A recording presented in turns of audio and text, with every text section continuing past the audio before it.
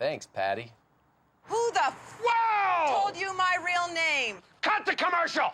Cut the commercial! Welcome to the review. Today I'm taking a look back at the year 2006 and the failed TV shows that came along with it. Leave a comment below with which one of these you remember and which ones deserved a longer run. Number 10, Blade, the series.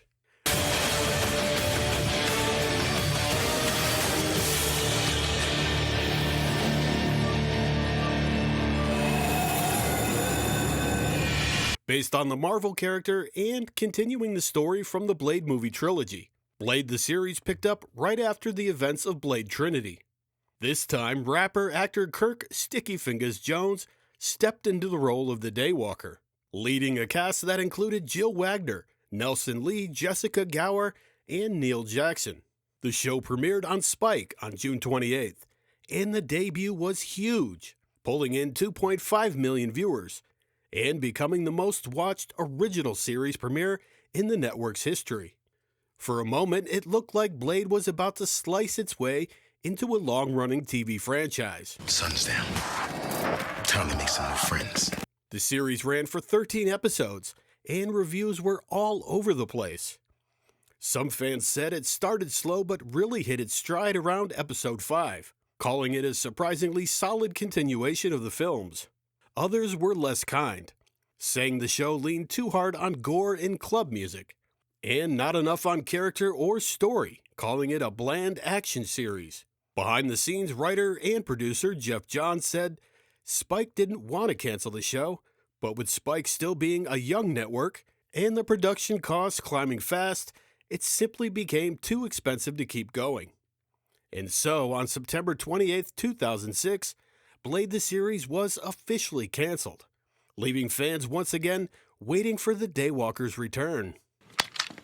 I'll hold this. You have a job to do. Number 9, Pepper Dennis. My husband made me do it.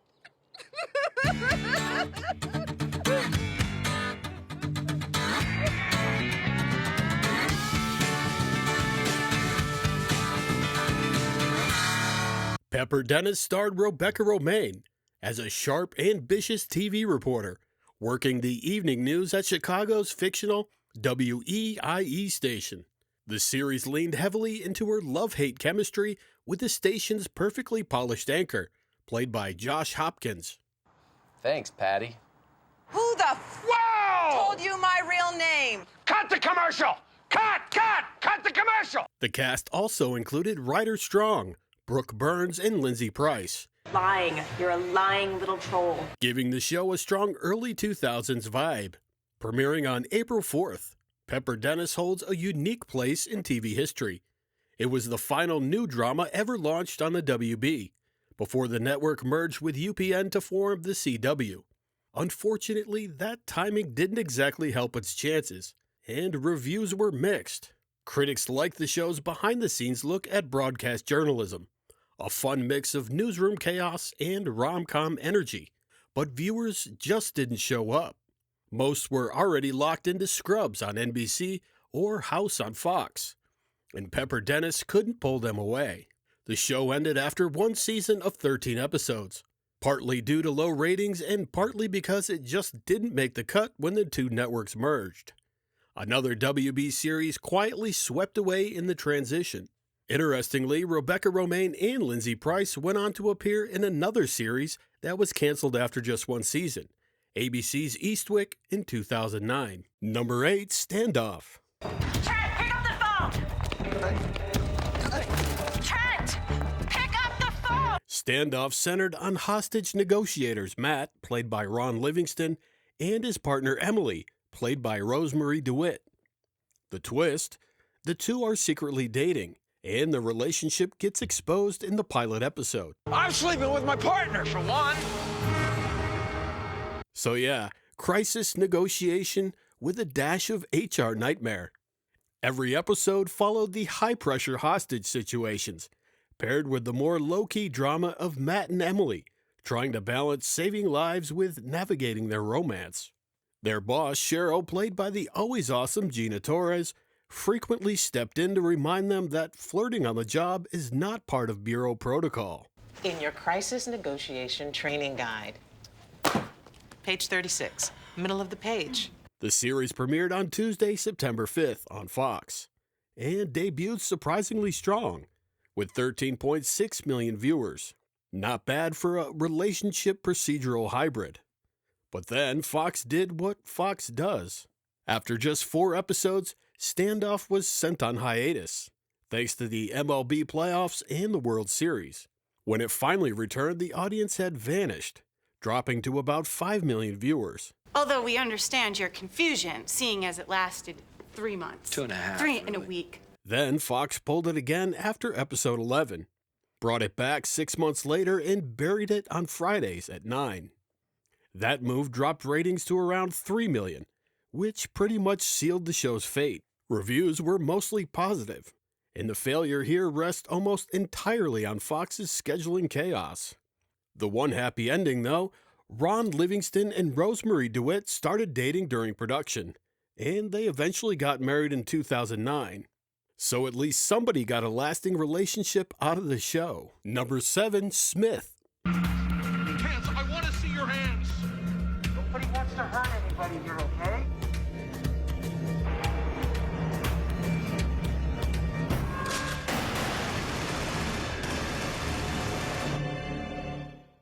Smith came from heavyweight TV pedigree. It was created by John Wells, the showrunner and executive producer behind ER, Third Watch, and The West Wing. On paper, this should have been a slam dunk. The series followed a tight-knit crew of professional thieves, trying to keep their criminal lives separate from their personal ones. Ray Liotta starred as Bobby Stevens, the group's leader, who believes he can finally walk away from crime after just a few more big scores. 3 or 4 more, Charlie. I'm out. Of course, that plan doesn't exactly go smoothly. At home, Bobby lives a carefully constructed double life.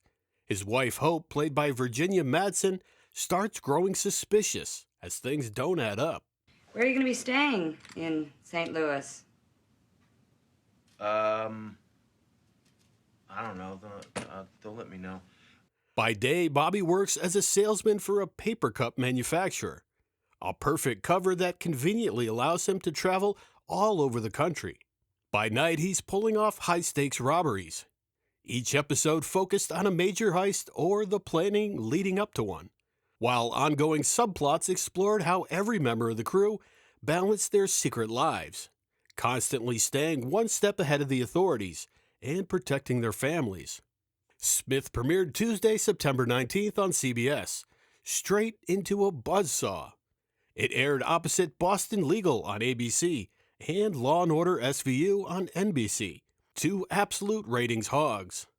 The result was brutal. After just 3 episodes, CBS pulled the plug due to low ratings, leaving 4 completed episodes completely unaired.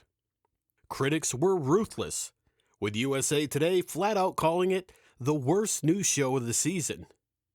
Big cast, big concept, big network backing, and one of the fastest, most expensive flameouts of 2006. Number 6, Injustice. Every trial results in a verdict, but not every verdict results in the truth.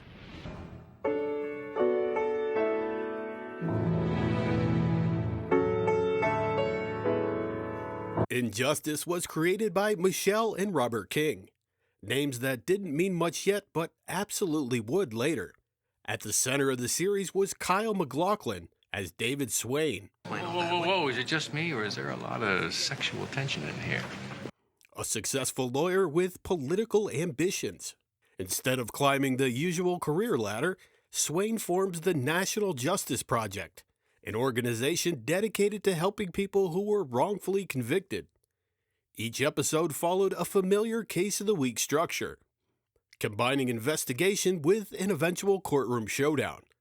The series balanced legal maneuvering with moral questions about justice, ambition, and public perception.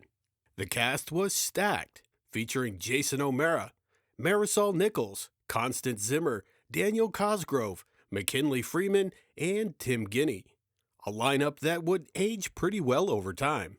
Injustice premiered on January 1st on ABC in a prime post-Desperate Housewives slot and opened strong with 10.5 million viewers. But once the show moved to its regular home, Fridays at 9 following Dancing with the Stars, the numbers began to slide. Ratings steadily dropped, bottoming out at around 5.5 million viewers by episode 13. Critical reaction didn't help. Most reviews were lukewarm at best, with the most generous praise calling it simply a watchable show. That faint endorsement wasn't enough to keep it alive. ABC canceled Injustice after one season of 13 episodes. The real story, though, came later. Michelle and Robert King would go on to create The Good Wife, The Good Fight, Elsbeth, and the supernatural drama Evil, proving that sometimes the failure isn't the talent, it's the timing. Number 5, Windfall.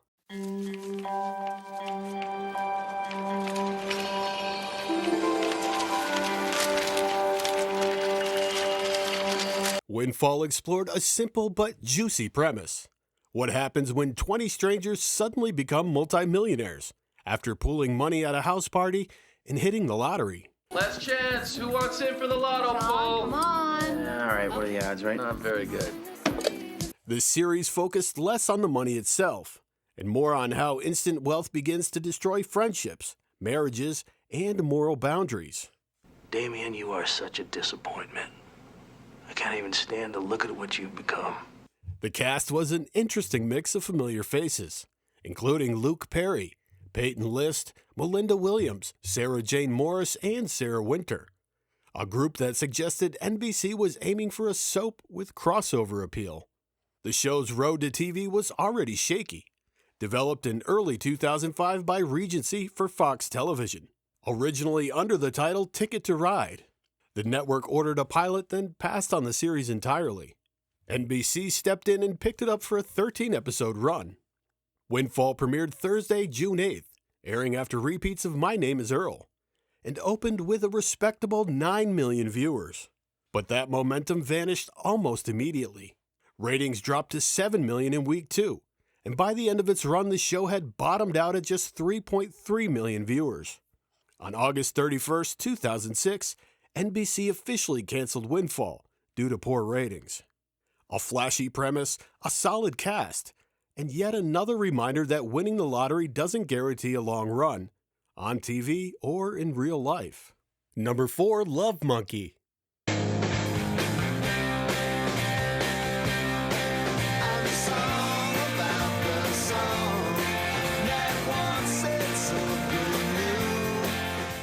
Love Monkey was based on the novel by Kyle Smith and centered on Tom Farrell, played by Tom Cavanaugh, a 30-something record executive whose life completely implodes. In case you forgot, I discovered Hanson. Ouch. Oh, and you're fired. After getting fired from his job, Tom decides to take a huge risk and start his own independent record label, hoping to rebuild his career and his love life. You want your own label, right? We love the idea.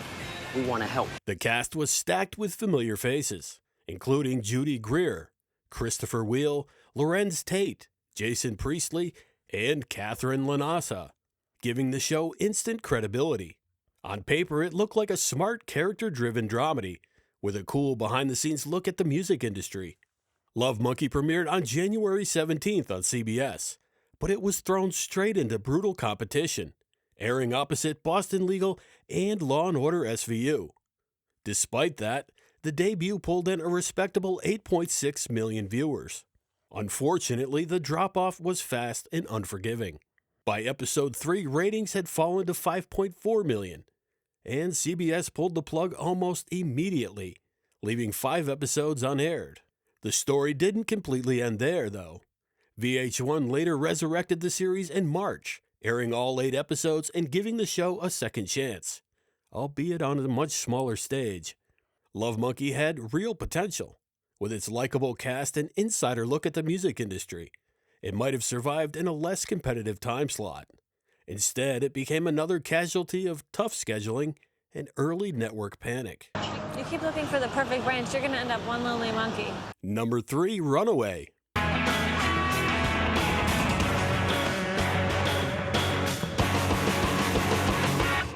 Runaway starred Donnie Wahlberg as a successful attorney whose life collapses overnight when he's wrongfully accused of murder.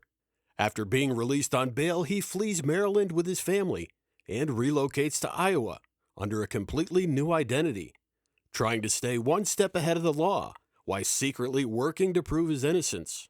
The show played out very much like The Fugitive, leaning heavily into a cat-and-mouse structure, balancing life on the run with constant close calls and mounting pressure as authorities closed in. Unfortunately, timing was everything, and Runaway had none of it. The series premiered on September 25th on the newly formed CW, a network still trying to figure out what it even wanted to be. Ratings were disastrous right out of the gate, and by the third episode, viewership had dropped to just 1.8 million viewers. The CW canceled Runaway almost immediately, leaving 6 completed episodes unaired. And in an unfortunate bit of TV trivia, Runaway holds the distinction of being the very first show ever canceled on the brand new network. Not exactly the legacy anyone was hoping for. Number 2, 3 Pounds.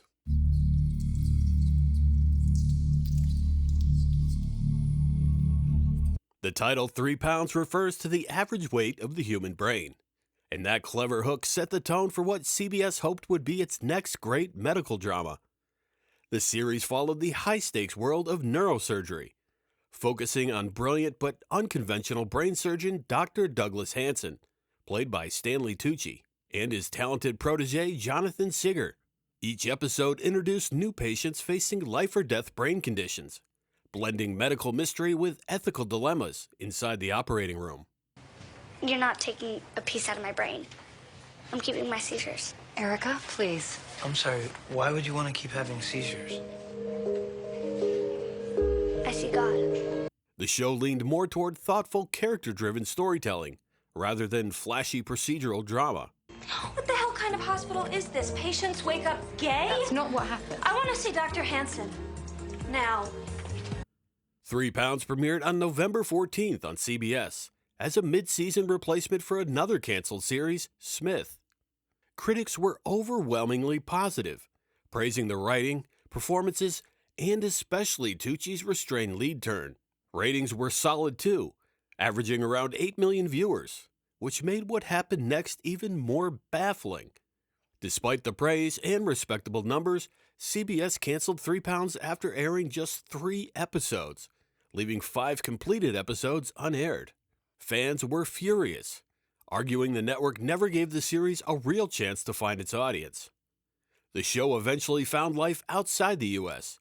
In March 2007, the BBC aired 3 Pounds in its entirety, and in 2008 it ran on Universal HD, further fueling the belief that this was a quality series killed far too quickly. A rare case where the critics, the audience, and hindsight all agree this one deserved better. Number 1, The Evidence. The Evidence. Series premiered this March, only on ABC. Item: body of Caucasian male. Single bullet wound to the head. The Evidence was ABC's attempt to cash in on the crime scene obsession that was dominating TV in the mid-2000s. Structurally, it followed a familiar CSI format, with new cases and fresh evidence every week, all tied together through forensic investigation. Running alongside the Case of the Week stories was a darker subplot involving Inspector Sean Cole, whose wife had been murdered, a crime that remained unsolved and haunted him throughout the series. The cast gave the show some credibility, starring Orlando Jones, Rob Estes, and legendary actor Martin Landau. ABC premiered the series on March 22nd, strategically placing it after Lost. But the competition was brutal, airing opposite CSI New York on CBS and Heist on NBC. But the premiere pulled in a decent 9.1 million viewers. Those numbers fell fast. After just 4 episodes, ABC canceled The Evidence due to low ratings. The remaining 4 episodes were quietly burned off on Saturday nights in June and July. Critics were unforgiving, labeling the series a bargain basement knockoff of CSI. With too many crime procedurals flooding the schedule, The Evidence couldn't stand out, making it a fitting #1 for 2006's one-season drama failures. As always, thanks for watching, and if you've enjoyed this video, please subscribe for more videos just like this.